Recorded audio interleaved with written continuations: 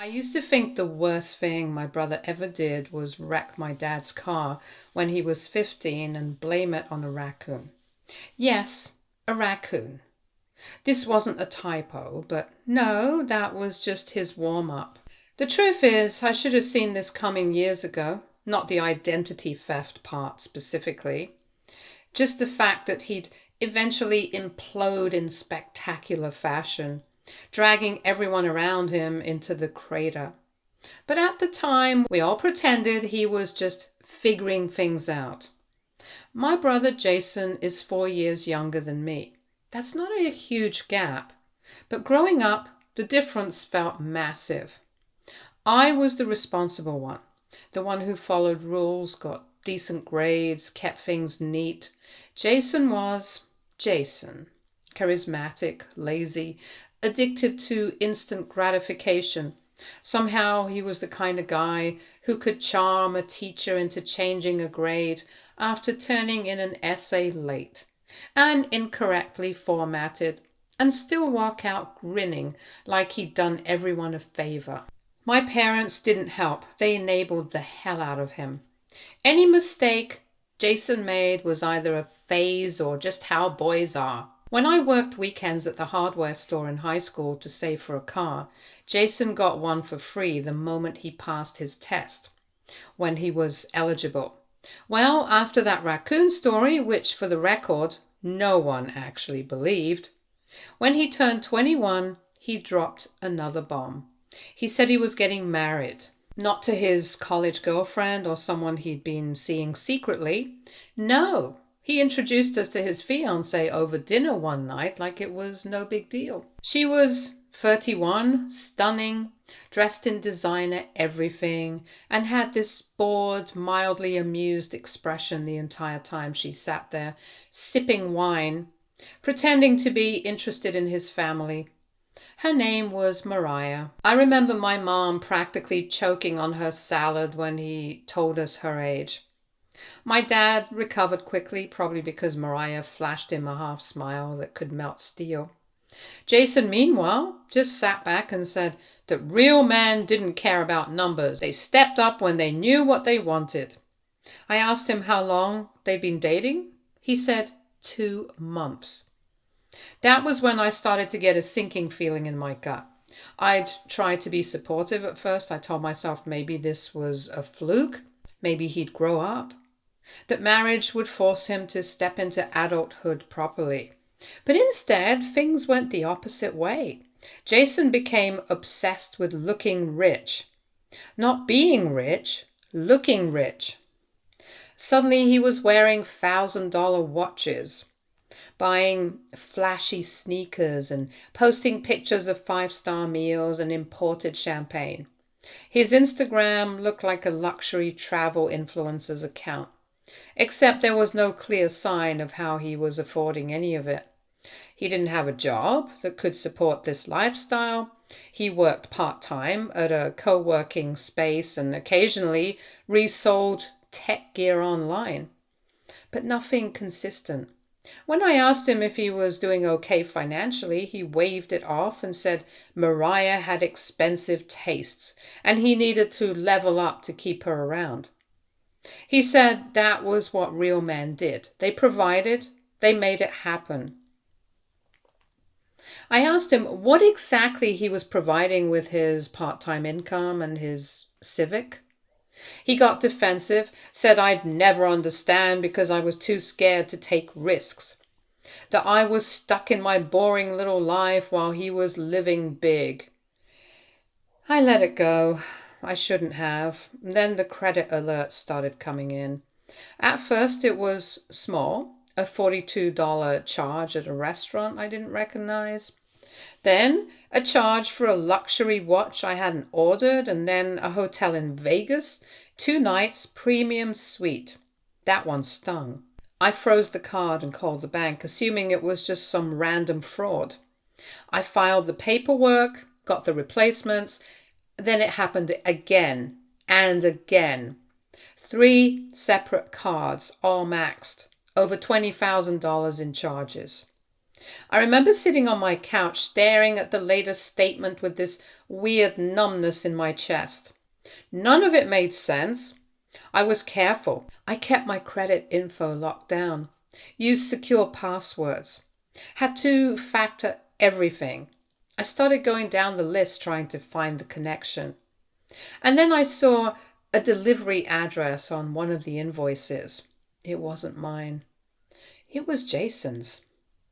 I sat with that for a few seconds, blinking, hoping ridiculously that it was just a mistake, that maybe he used my name for something small, not realizing what it would do, that maybe there was some kind of explanation. Spoiler, there wasn't. When I showed up at his place unannounced a few days later, Mariah wasn't home. He opened the door looking smug and casual, like he was about to offer me a beer and brag about his new watch. I didn't waste time. I told him I knew. He played dumb. I told him I had documentation, emails, addresses, IP logs, even screenshots of a stupid online order where he'd spelled my name wrong trying to sign it digitally. His face changed. The smugness cracked, just a little. He said he didn't mean for it to get that far, that he was desperate, that Mariah expected a certain lifestyle, and he couldn't bear to let her down. He said I had good credit, that I'd be fine, that we were family. I asked him if he'd lost his mind. He said I was being dramatic. And when I told him I'd be pressing charges and that he'd committed federal fraud and he'd better lawyer up, he got quiet for a second and then asked if I could just wait until he figured something out. I left, because at that point, there wasn't anything left to say. Update 1. After that confrontation, I went home, sat on my kitchen floor and opened my laptop. It didn't matter that he'd confessed without saying the exact words. I knew what I was up against. Jason wasn't just immature anymore. He crossed the line, and I needed to make sure I had everything airtight before going forward. I pulled out every bank statement, dug through every email, traced every unauthorized transaction. It was horrifying how easily he had done it. He had gotten hold of my social security number, probably years ago, back when he used to borrow my laptop or go through old files at Mom and Dad's place. He used a separate mailing address, but filled out the applications with my name, employment info, and even my emergency contact details. He wasn't even subtle about it. Some accounts were registered with throwaway Gmail addresses that still had his birth year in them. I even found one where he accidentally used his own phone number. It was sloppy, it was stupid, and it was criminal. I called the police non-emergency line and asked how identity theft cases like mine were handled. They walked me through the report process and told me what documentation I'd need to submit, and explained how these cases are typically referred to the DA once fraud is confirmed by the issuing bank. Then came the part where they asked if I knew who the suspect was. I said yes. I said it was my brother. The woman on the phone went quiet for a second and then asked if I was prepared to press charges against a family member. That word again, family, as if it was supposed to stop me from doing the right thing. I said I was. 2 days later, I sat down with the fraud investigator and handed over everything: paperwork, emails, delivery receipts, screenshots of my brother in clothes he'd bought using my stolen cards. It was clinical, professional, and oddly comforting. For once, someone took this seriously. But not everyone did, because as soon as Jason realized I wasn't bluffing, the family guilt train pulled into the station. It started with Mom. She called early in the morning, her voice already shaking before I'd even said hello. She said she'd heard from Jason, asked if it was true. I told her yes. I explained what he did. I told her how deep he'd gone. 3 separate cards over $20,000 and more coming in every week. I told her how I was the one spending hours fixing the damage to my credit and speaking to fraud departments while he lived like a king with his 31-year-old arm candy. She said he was going through a hard time, that marriage had been a lot for him, that maybe Mariah pressured him into spending more than he could afford. I asked her what part of this situation made me the problem. She said I was being cold, that I could have come to them instead of the police, that this would tear the family apart. And there it was. I told her the family was already torn apart the moment Jason chose to put my financial life on the line so he could impress someone who didn't even know her designer bags were bought using stolen money. She tried to spin it, said he was young, that he made a mistake, that I should have compassion. She asked me to imagine what the fallout would be if he had a criminal record. I told her that it should have been his concern before he filled out those credit applications. She cried. I stayed quiet. Then she handed the phone to Dad. Dad didn't ask if it was true. He went straight into lecture mode. He said I was being petty, that I was turning against my own blood over some money.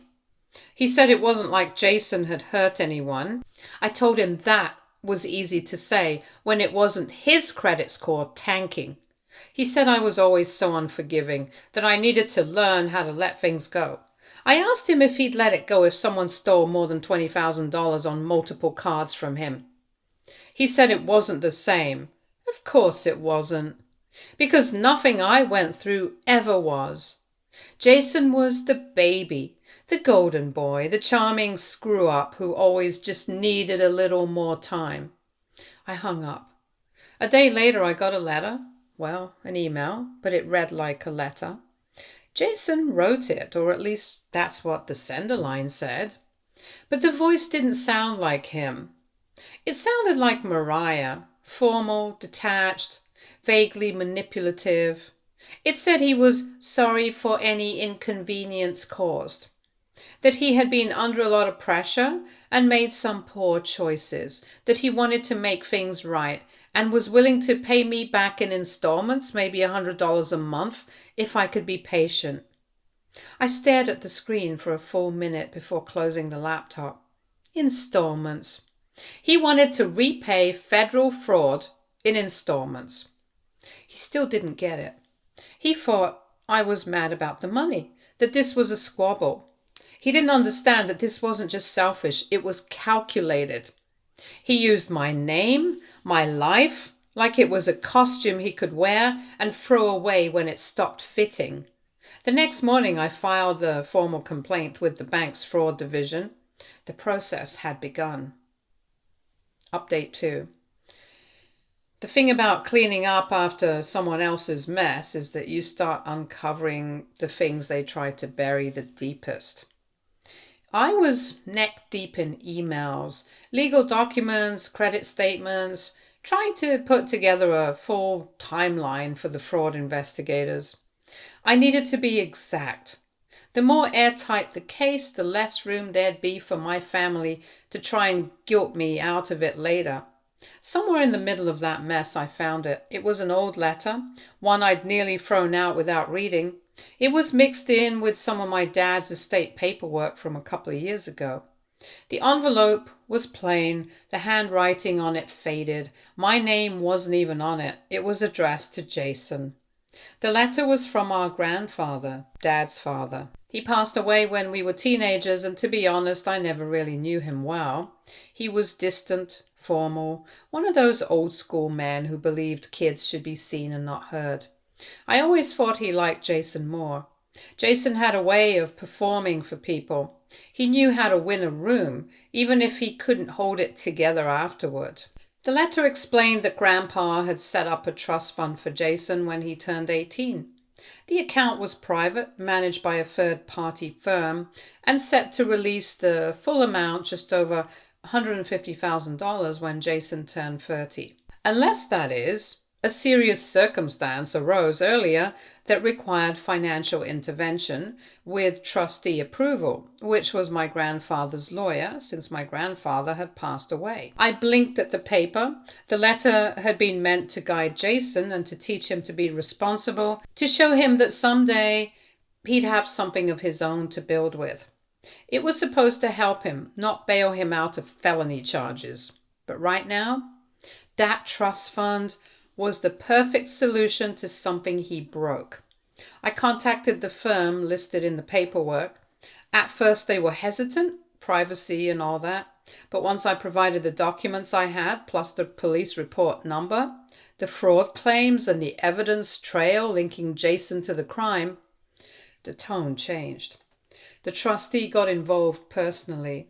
He was a man named Leonard, mid-60s, precise and polite in that sharp-edged way that lets you know he doesn't have time for nonsense. He said he'd never received a serious circumstance request from Jason in all the years the trust had been active. But he agreed this situation qualified, especially since the trust wasn't meant to reward behavior that brought shame to the family name, as he put it. He asked what I wanted. I told him I wanted the full amount Jason owed, credit card debt, penalties, lawyer fees, everything, paid off in full directly from the trust at court.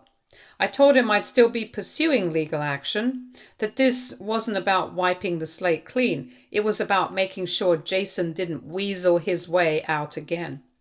Leonard agreed. Said that as far as he was concerned, Jason had already received far more leniency than he deserved. A week later, I called Jason. I didn't want to, but I wanted to see his face when I told him. He answered like nothing had happened, like I was just his big brother checking in. He asked if I was ready to be reasonable. I told him I'd spoken to Grandpa's trustee.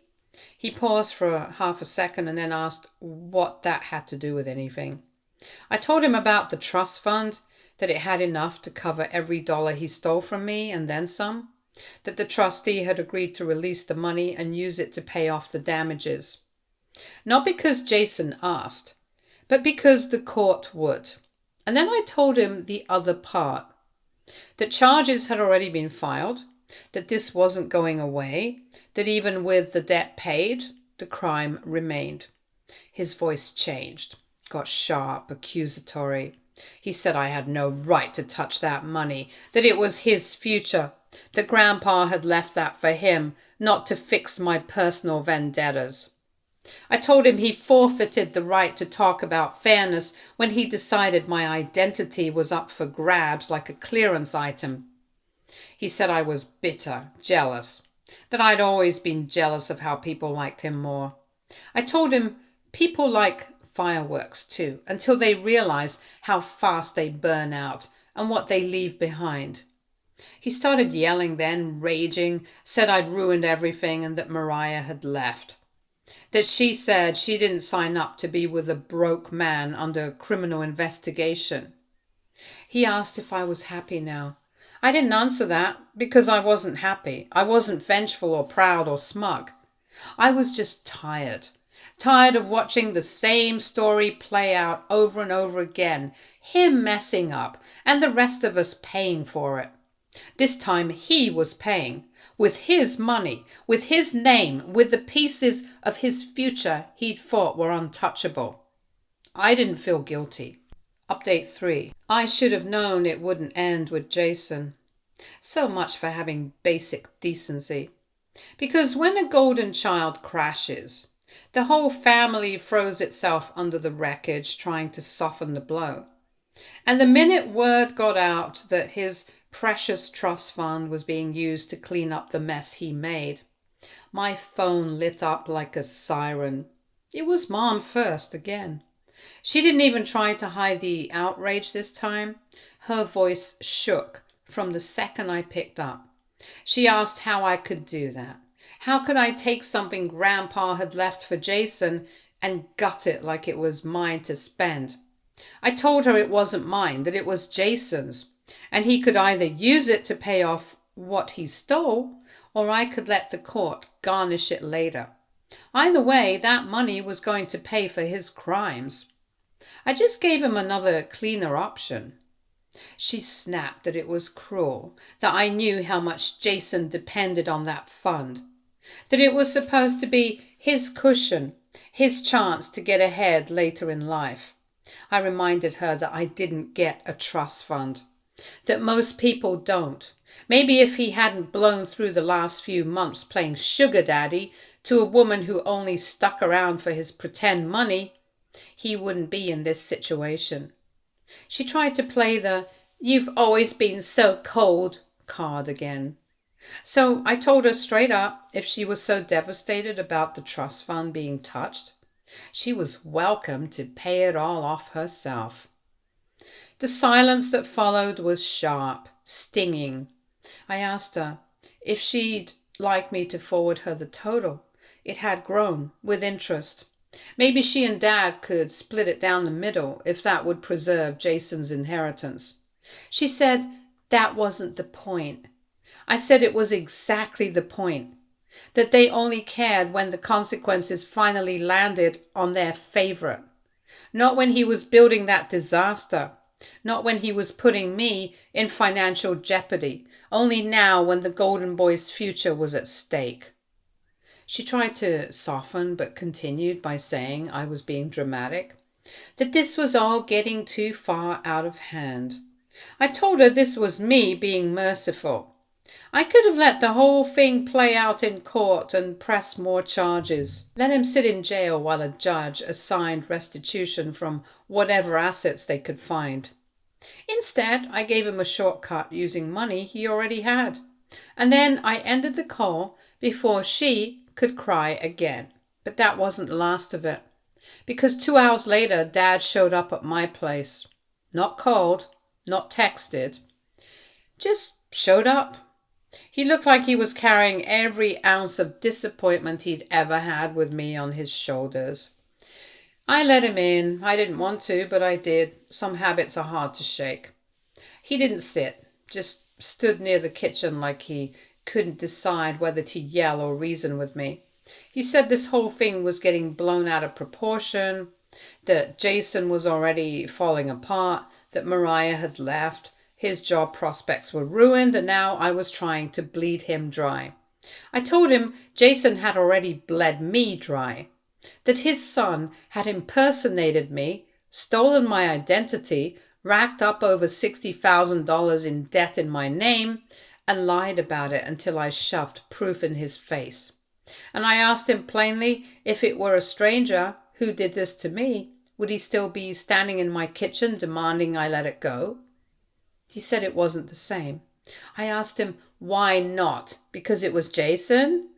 Because I was the safe one to burn? Because they thought I'd always take the hit and bounce back like I always did? He didn't answer. He asked if I was really going through with the charges. I said yes. I told him I was done protecting people who wouldn't even blink while destroying my life. He tried to say that Jason didn't understand what he was doing, that he was overwhelmed. I said that was nonsense. Jason knew exactly what he was doing.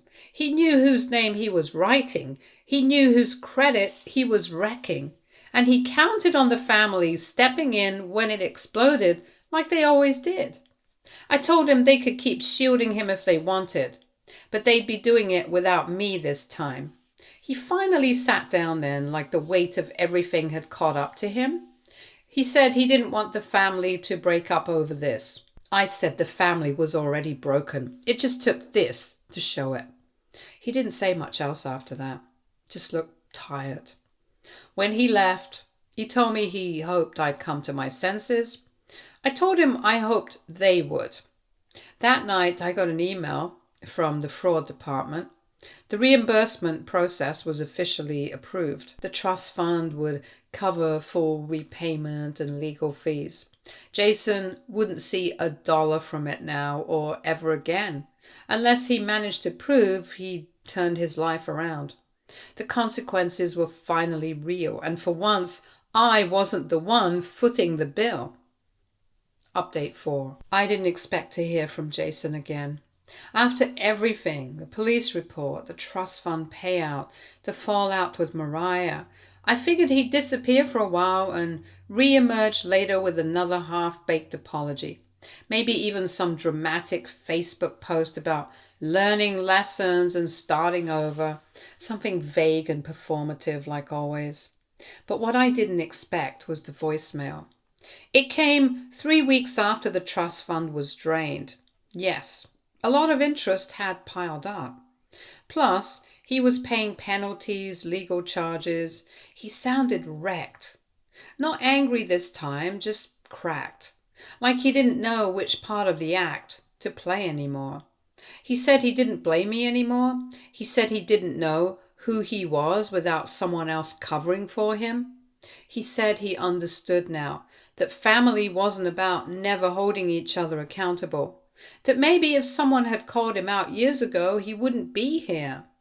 He didn't ask to meet. He just said he was sorry and he'll be there for the court hearing and then hung up. Yes, he was paying everything in advance, so when it finally reached the court, the charges could be kept to a minimum. I didn't respond. There wasn't anything left to say. I didn't need to hear the words to know the apology wasn't for me. It was for himself. A way to feel like he'd closed the chapter before running from the consequences. Let him. He wasn't my responsibility anymore. But the fallout wasn't limited to him. My parents still hadn't spoken to me since the day Dad came by. No calls, no awkward texts, just radio silence. I expected it, honestly. They'd built their entire worldview around Jason being the lovable underdog who just needed a little help. And when that crumbled, they didn't know who to blame except the one person who finally said no. Then, one afternoon, I ran into my aunt at the grocery store. She looked at me like she'd just seen a ghost and then she hugged me. She said she'd heard what happened, that she was proud of me for standing my ground. I blinked. She said everyone in the extended family had always known something was off. That my parents bent over backwards for Jason and barely acknowledged my milestones. That they'd always assumed I was the one holding the family together quietly in the background. Apparently, the news about the trust fund and the fraud had made its way through the grapevine and people were talking. Jason had become the cautionary tale. I didn't know how to feel about that. Embarrassed? Relieved? Maybe both? I went home that night and sat with it. The silence, the space, the reality that for the first time in my life, I didn't owe anyone anything. Not my credit, not my forgiveness, not my silence. And that's when the final twist came. A letter, an actual paper one, showed up in my mailbox. No return address, just my name, in careful handwriting. I recognized immediately. Grandpa's trustee, Leonard. He thanked me. He said he hadn't expected to ever use his discretion on the trust. But after reviewing everything, the evidence, the theft, the lack of accountability, he was reminded why the clause existed in the first place. He said Grandpa had been a stern man, but not an unkind one. That he'd believed in discipline, in dignity, and in not rewarding people who refused to grow up. Then he dropped something I didn't see coming. He said Grandpa had set aside a second fund, smaller but untouched. One that was meant for the child who handled things with maturity and didn't need to be rescued. The fund had remained dormant for years because there'd never been an activating event. Until now. He said it was mine. Not a massive fortune, but enough. Enough to erase the damage, enough to move forward without the weight of Jason's disaster clinging to my shoulders. Enough to be a clean break. I didn't cry, but I did sit down for a long time and just exhaled. Because for once, doing the right thing didn't end with me being punished for it. And that was all I ever wanted. Jason never resurfaced after the hearing. He was in jail for a small amount of time and then given community service. After that, I heard through a cousin that he moved out west, working random jobs under the table. Mariah's gone. Their marriage was annulled, not even long enough to need divorce lawyers. My parents still haven't spoken to me, but I did get a holiday card from my aunt this year. Just a simple one with a note saying, "You were never the villain. Some of us knew all along." I keep that one on the fridge. And every now and then when someone says, "But he's your brother," like that's supposed to mean something, I just smile and say, "Exactly." Update 5. A few months after the dust had settled, my mother finally reached out. It was a quiet Sunday morning when her name lit up on my screen.